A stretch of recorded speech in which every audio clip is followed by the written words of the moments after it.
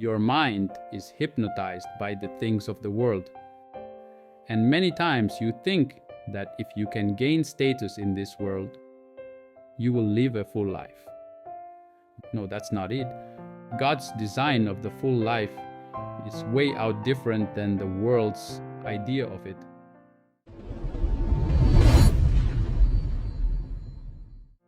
Chapter 15, there is more to life. I have come that they may have life and have it to the full. John 10:10.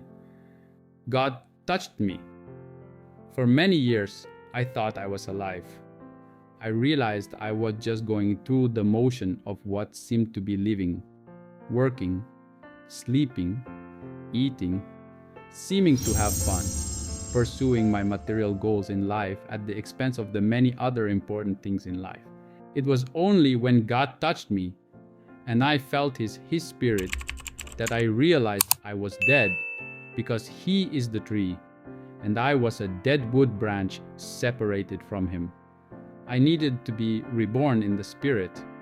When I was separated from Him, I mean when my conscious life was so filled of just whatever comes my way of experience of this material universe, that was the season of my life I would consider dead, to the beautiful life in the Spirit. Later, I began enjoying pondering the reality of this spiritual realm revealed to us by Jesus, where, in the presence of God, there is freedom, prosperity, joy, hope, love, happiness, and peace. These words are simply expressions of the fullness of life that comes in from finding the life in the Spirit. The life in the Spirit is the narrow road Jesus is speaking about, and the lives being lived only in this material universe is the wide road. It seems to me that we are on this earth to find this narrow road that leads to life.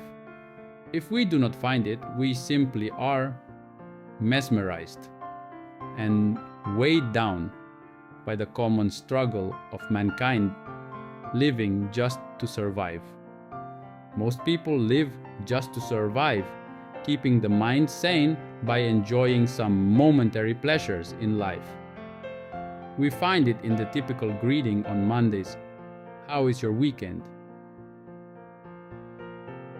Then we come up with explanation of how we found some fun ways to spend the weekend to break the coming week of another grind at the office.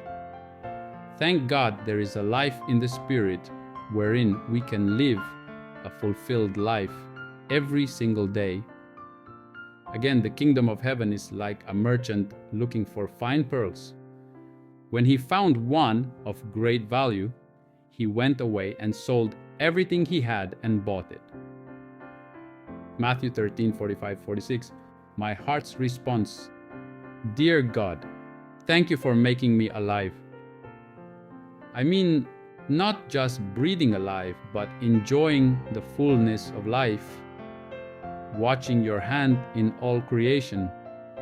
I see your fingerprints everywhere, in the land and mountain, the vastness of the ocean, and the endless blue skies.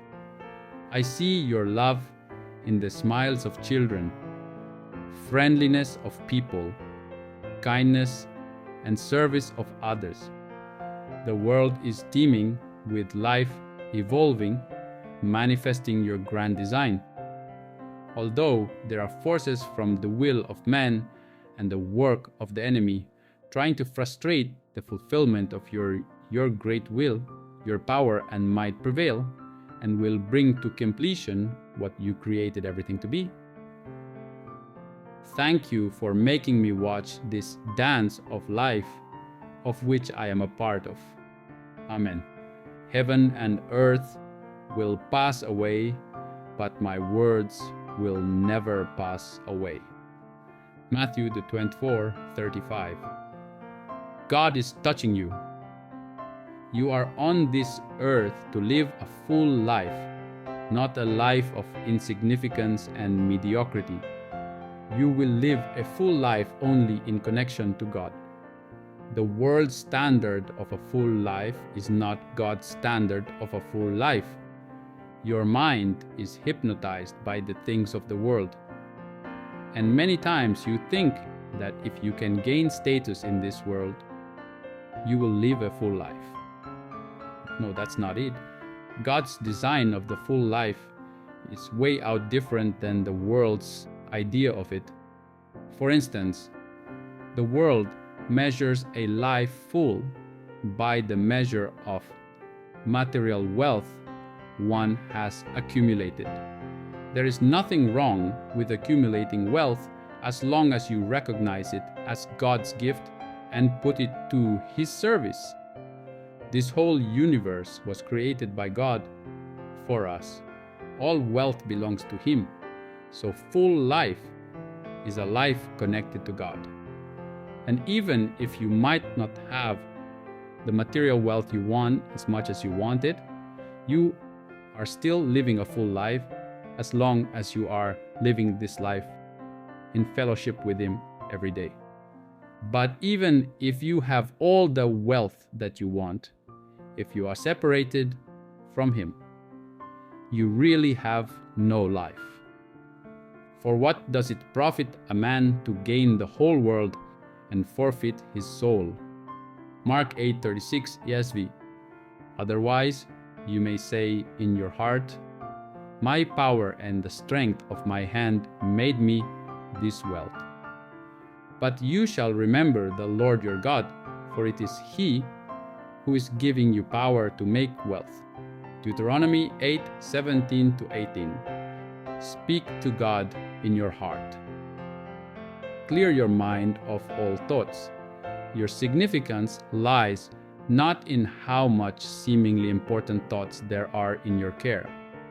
Right now, the only important thing is that you are in the presence of God, who gives you everything you have in life. Your life does not consist of things He gave you. Your life is in God, in the deepest part of your being. Your breath is His breath. Your awareness of Him is life. To experience this fullness of life in God, you have to free yourself from the prison of your own self-constructed life in your own mind. Let your mind and heart be free. Let your spirit be free to enjoy the presence of the Spirit of God. Thank God for making you experience your being His child. For those who are led by the Spirit of God are the children of God. Romans 8:14.